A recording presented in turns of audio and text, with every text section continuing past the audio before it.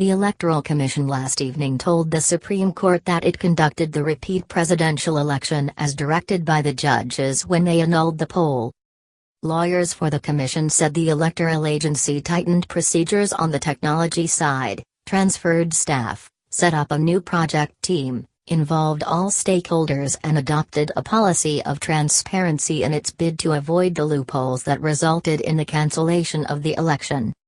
Mr. Waweru Gatonye, who was brought in to lead the reconstituted team of lawyers, started off the defense of the Independent Electoral and Boundaries Commission by telling the judges, "There is no perfect election anywhere."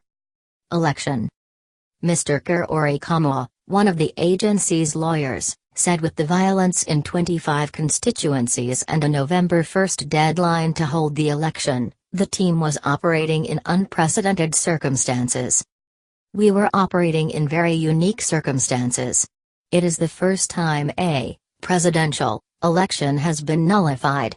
It is the first time we are operating in a circumstance where such a decision, to postpone an election, has been made," he said.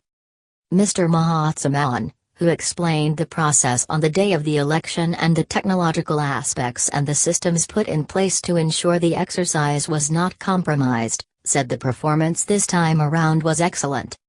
"In August, we got an F. We believe that with the reset, we passed with flying colors. We got an A+, he said. "It is called a stand," said Chief Justice David Mariga. Violence. Mr. Gatonye said the assertion by Mr. Haranwa, a petitioner, that there should have been fresh nominations was the result of a misunderstanding and misinterpretation of the law.